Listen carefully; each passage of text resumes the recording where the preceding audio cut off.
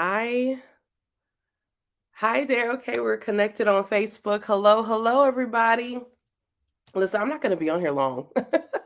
I'm not going to be on here long. I don't usually go live in the middle of the day, but I came across I came across a quote a little while ago, and it really got me thinking.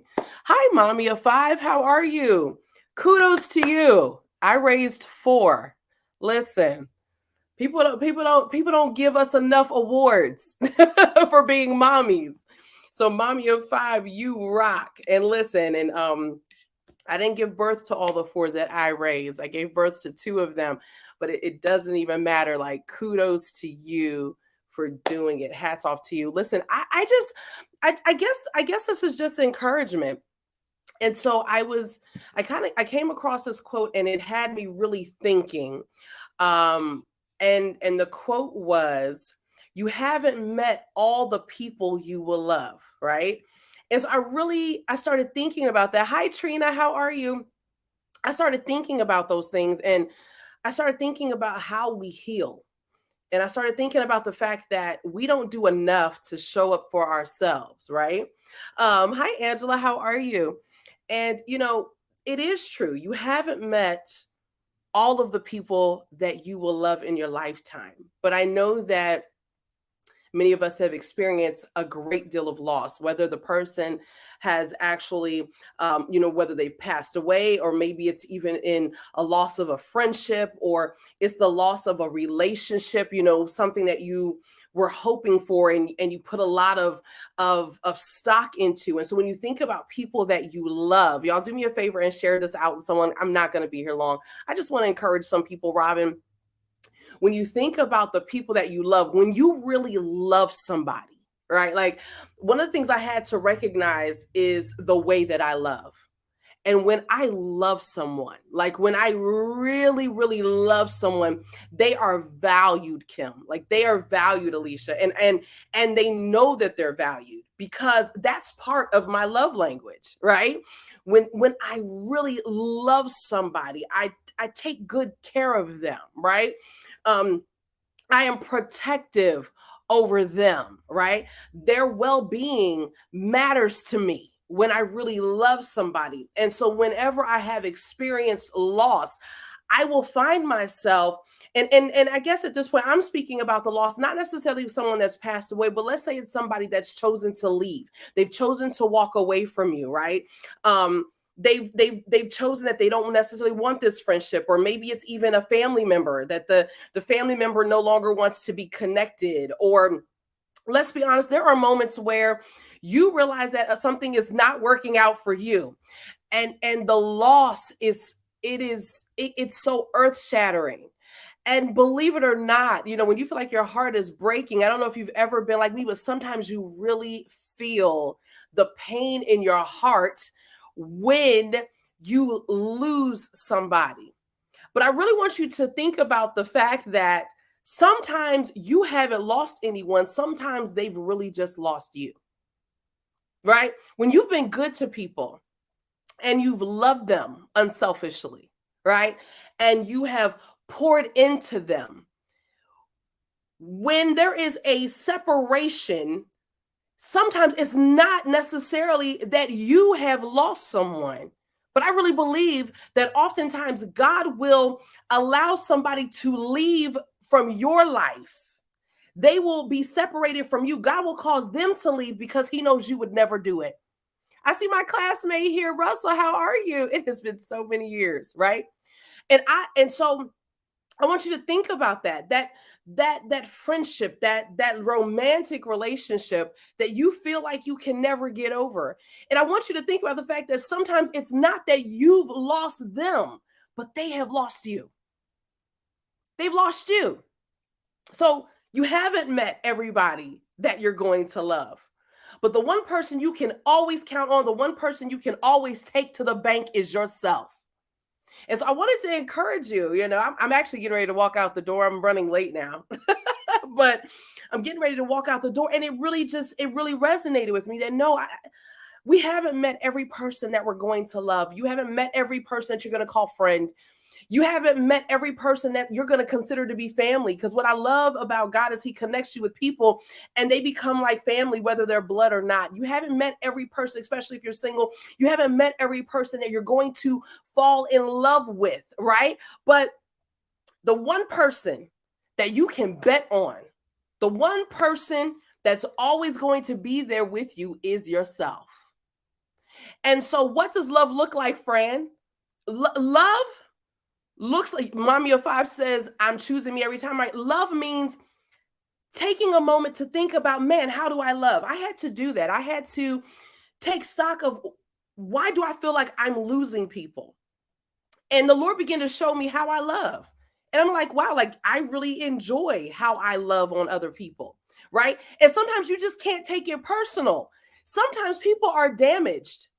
Sometimes they are so damaged they cannot accept the love that you give, and that is not your fault. It's not your fault. So we take on these things and we carry the shame that other people have brought into a relationship with us. We carry that shame and we now bear it on ourselves. We carry it on ourselves. And it was never for you to pick up in the first place. So what does love look like when it's you? When you're talking about you, what does love look like? Love looks like thinking about, how do I love other people, and giving yourself permission to want the same. I see Trina saying it's helping her. You have the right to have expectations. These are things I had to learn. You have the right to have an expectation. Now, listen, this is what we get caught up in. A lot of times we'll be like, well, I realize that everybody is not me. Everybody is not you. They're not. And so that is important to understand. But that doesn't mean that you cannot have expectations, right? You know what love feels like. You know what it feels like when there is equity in a relationship, right? And even though people show love differently, because we all have a different love language. And again, I'm not just talking about romantic, but I'm even speaking about even friendship, or even that between family members, right? You know what equity looks like, and the way that you love may be different than how I love, right? Love means discovering, what does love look like to you? What is it that you want out of a relationship? And different types of relationships, y'all, right? What does that look like to you? You got to love yourself enough to take time to really discover what you want out of a situation. You have that right. And I'm trying to tell you, you will never feel fulfilled in a relationship until you start doing that, right? So what does that love look like to you? Love also looks like being able to speak up when you don't feel that way. So here's the thing. When you finally have established what love looks like to you, you're going to find that you've established boundaries, right? You've established some type of boundaries, right? And so when somebody begins to cross that boundary and it doesn't look like what love feels like to you, love yourself enough to articulate that. This is part of loving yourself. You haven't met all the people that you will love, but you can absolutely start by loving yourself. And what do? A lot of times we will sit around and we don't express how we feel. We expect that people are just supposed to get it. And honestly, that's not fair to either one of you. It's not fair to you, because you will then internalize that and you think that people don't love you. But the point of the matter is, I would venture to say, are you loving yourself enough to articulate what you want? And then when you don't articulate it, why is that? Right? I really had to get real with myself, y'all. Like this took time getting there. But I really had to get real with myself and understand, okay, I am my own worst enemy at times. I had to recognize that. And I would be in relationships. I found myself in relationship with people and they were in a relationship with me, right? And it was because I was afraid of losing them. But if you never have expectations, if you never allow yourself to have an expectation, then how can you expect that somebody else is going to love you properly? Woo! Right? Stop being afraid of losing people. Because here's the thing, once you begin to articulate those things, if you articulate, Michelle, that somebody has either crossed a boundary or you feel as though they have not reciprocated in a way that you feel, then You know, you can't say that somebody isn't treating you right. Do you get what I'm saying? Love yourself enough to speak up for yourself. I promise you, the more you do it, the easier it's gonna be for you to do it. Right? You have to love yourself enough to articulate what you want. And before you even get to the place of articulation, you need to start saying it to yourself. I'm telling you, I was the queen of saying, okay, but everybody's not like me. That was the way that I would always wipe away an offense of someone. I'm gonna tell you something else what just came to me. That the moment that you begin speaking up for yourself, you're gonna find yourself feeling less offended. You won't be offended as easily. It's amazing how God does this thing, right? When you start loving on yourself, when you're setting boundaries for yourself, when you begin to speak up on the things that you like, that you don't like, that you're willing to accept, that you will not accept, you're not going to be offended as easily. And I'm gonna tell you something. Holy Spirit said this to me. It was probably the early part of last year. Can y'all believe it's the second day of 2023? And the Lord and Holy Spirit said to me, He said, "You don't have time to be offended, even when it's justified. You don't have time." I'm hoping that by now you begin to love yourself enough to go after dreams and to fulfill goals and to complete assignments in your life. And if that's the case, if that is the case, then how do you have time to be offended? You don't. You don't have time to be offended. And so I just wanted to take a moment. I didn't want to come on here forever. I just happened to, I saw that and then I actually kind of created something beyond that, and for those that are just jumping on, I saw this quote that's been kind of going around that says that you have not yet met everyone that you're going to love. And see, for me, the way I finished that off with, but you can start by loving you. Like the one person that is never going to leave you is yourself. Never. Robin says that's rationalizing your lack of self-worth. That used to be me too. Listen, and Robin's going back to the part where I used to always say, okay, well, everybody's not like me. Everybody doesn't handle everything like me. And they don't. But I'm going to tell you something. Once you learn how to determine what does love really look like to you, what does love feel like to you, what does it feel like in a friendship, what do you expect out of a friend, what do you expect out of somebody that you call family, whether they're blood or not, what do you expect out of a romantic relationship? Because let's be honest, we have different expectations for different people. You're not going to expect your dog to pay your bills, but you love your dog. Hello? Right? So love looks different according to the relationship, right? So sit down and love yourself enough to determine what that is. Once you learn that, and then you begin to establish boundaries for people, and then you love yourself enough to speak up about the things that you want, and you speak up about what looks good to you, what feels good to you, right? Once you begin to do those things, you'll find that you're going to be less offended. You're going to spend less time offended. You'll spend less time offended. That way, if somebody leaves, okay, it might even hurt a little bit, but I'm not going to be offended because I stand on the principles that I've set for my life. It doesn't mean it doesn't hurt, but I'm not going to live in offense, right? When offense opens the door to hatred, offense opens the door to unforgiveness, and I'm telling you, you don't have time for that. There is too much in front of you for you to sit around and to live and stew in offense. You don't have time for that. You don't have time. You don't have time to be expecting somebody to give something to you that you really should be giving to yourself. Right? When you take time to set up all of those things, right? You'll begin to realize, okay, maybe this was an unhealthy expectation that I had of somebody. Because sometimes loving ourselves shows us what we're supposed to give to ourselves. Listen, I'm going to tell y'all, I've said it to you before, like I used to feel like the only way I could have a bouquet of flowers is if I was in a relationship and a man bought those for me. What?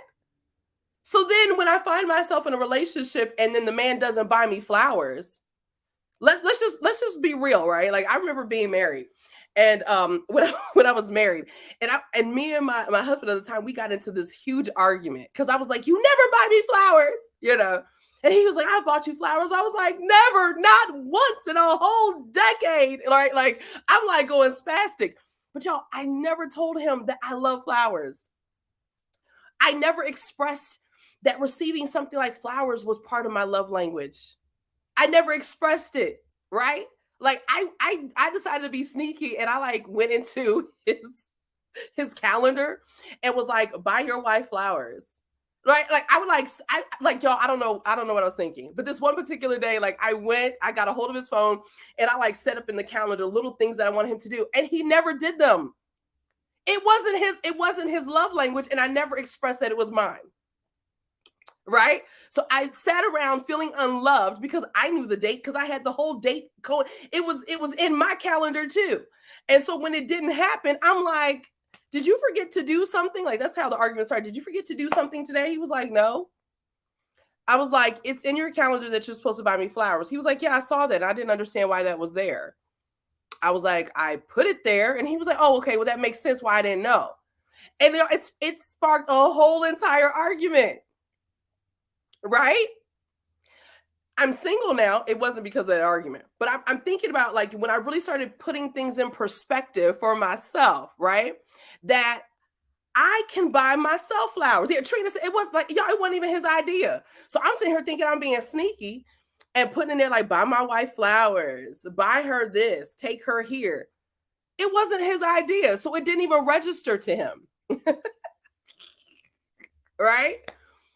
But now, when I was single and I went to God and I was like, I don't know what to do. He told me, he said, date yourself and fall in love, right? These were one of the things that Holy Spirit told me to do. And so I started buying myself flowers. I started taking myself out on dates. I will buy myself a beautiful dress because I'm like, yo, I'm going on a date in this, right? I will do those things for myself. And when I started doing those things for myself, it's easy for me now to articulate that is what I like and that is what I expect, right? And I also show those things. So the next time that I decide to be in a relationship with somebody, they're going to already see how I treat myself. And it's a conversation I don't have a problem having. But I used to be afraid to tell people what I liked because I would feel like it was too much. Loving on yourself is not too much. You have not yet met all the people that you will love. But then my part of it is you can always bank on yourself. That's who you start with. I don't care if you're married. I don't care if you're single. I don't care if you're in a place where you're like, I'm hyped being by myself. I'm good. Whoop-de-whoop, right? Like, I don't care where you are, but I know what it's like to be married and not love myself. And it's miserable. And it's not something that I would never walk around and say that the demise of my marriage was because of my ex-husband. It doesn't all fall on him, right? Right? It doesn't. So I know what that's like to be completely miserable within myself and still be in relationship. I know what it's like to be completely miserable and to feel lonely and be in a crowded room with people that I call friends. I know what it's like to feel completely unseen and be around people who are my family and feel like they don't see me and I feel completely invisible.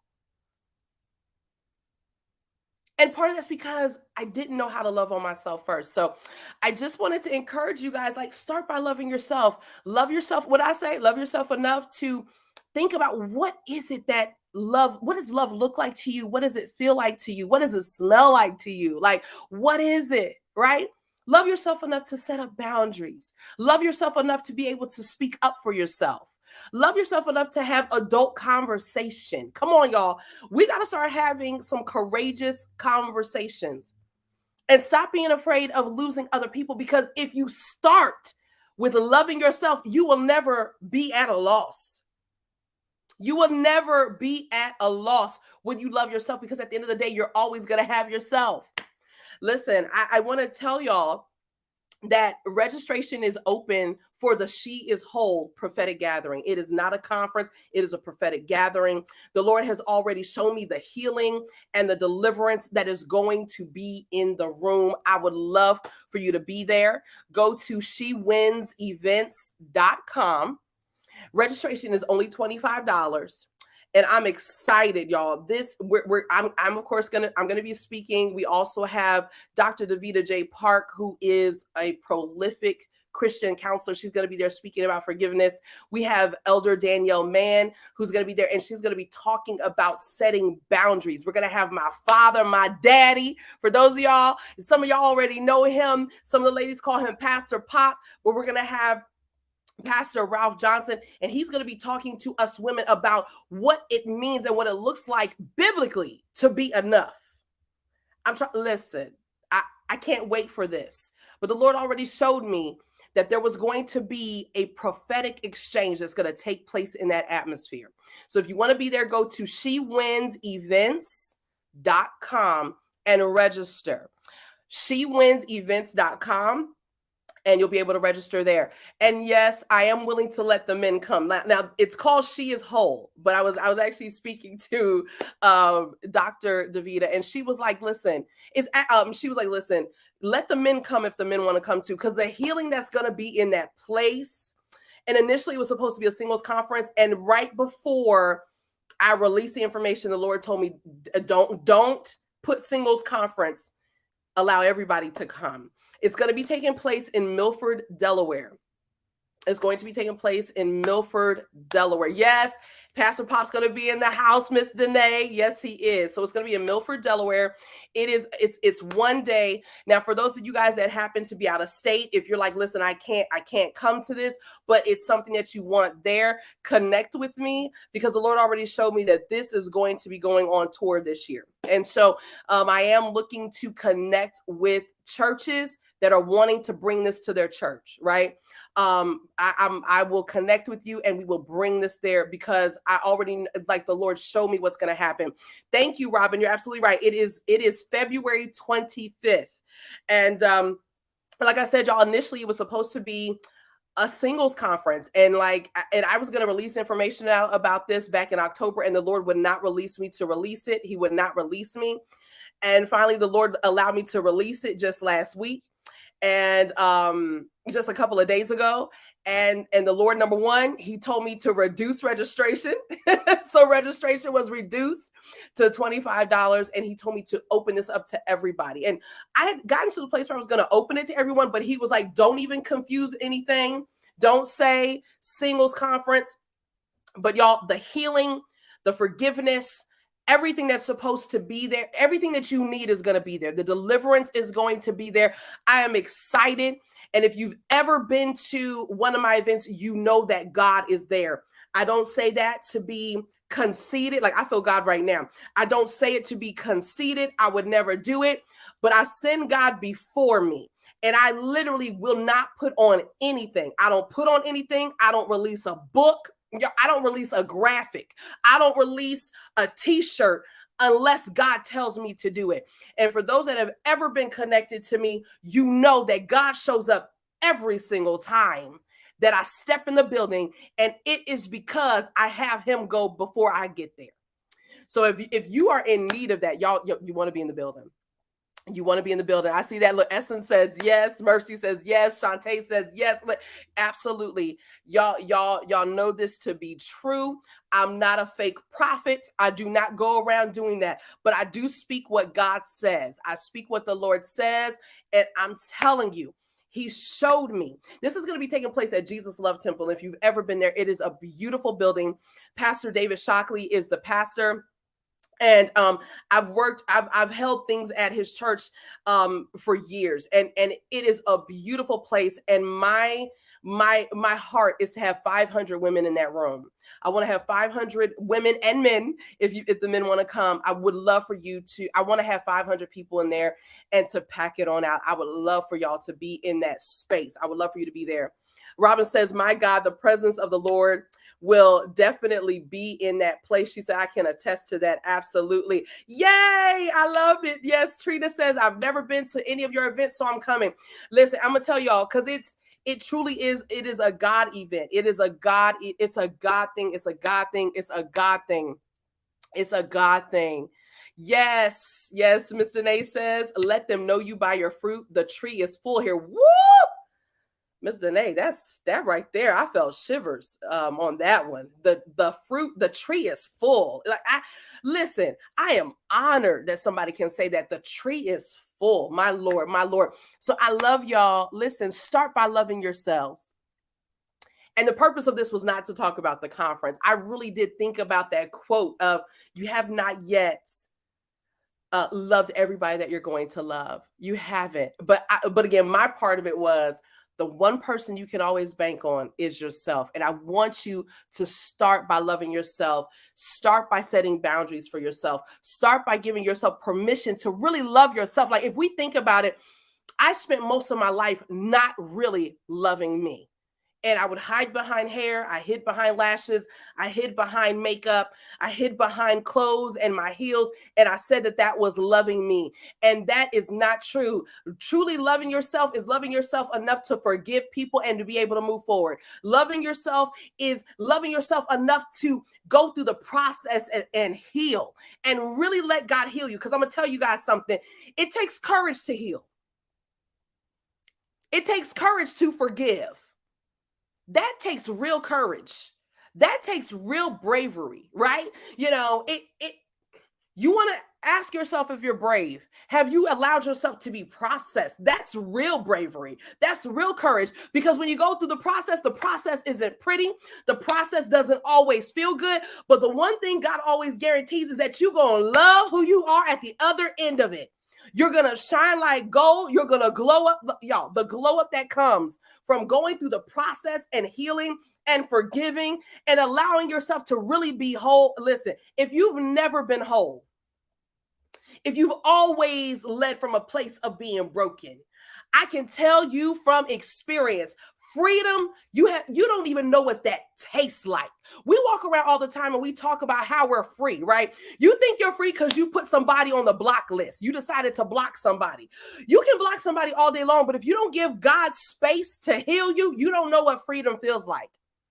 You can call yourself being free because you jumped out of one relationship and you jumped into another relationship. But if you didn't give God the space to help you to process and forgive, baby, you don't even know what freedom tastes like. I'm going to tell you something. Your food tastes different. You're going to look in the mirror. Honey, your skin is going to be different. I'm trying to tell you what I know. All of a sudden, weight is going to start supernaturally falling off of your hips and on your waistline. I'm trying to tell you what I know. Freedom looks different, smells different, it tastes different. And I'm trying to tell you that loving yourself fully is allowing yourself to be processed. Woo! To go through the wine press. My God.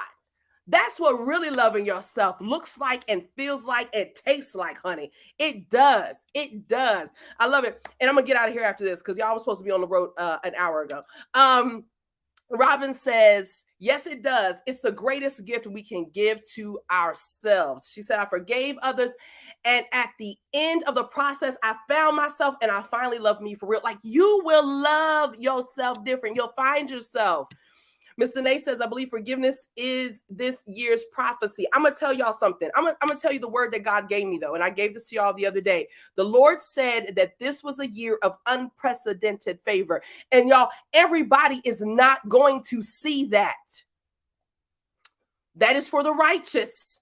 For those of you that are not living righteously, listen, for those of us that are sitting around with our hearts locked up in unforgiveness, we're not going to see this unprecedented favor. Do yourself a favor. Give yourself a gift and heal, forgive so that you can be free, and you can be free to walk in the abundance of what God is about to rain down on his people on this year. All right.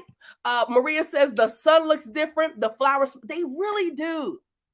I know that sounds corny, but I'm telling you, like, walking in freedom, walking in forgiveness, walking in a wholeness, the sun shines brighter. It like twinkles on the water. The flowers smell better. Like y'all, because when you're sitting in a seat of unforgiveness and you're angry and you're offended, offense leads to hatred, and offense leads to resentment, right? It leads to a locked up heart, and you don't want to smell nobody's flowers. Those flowers will stinketh unto you, like they will, but all of a sudden you feel free and you just thank God for the bees and all of that stuff. Ugh.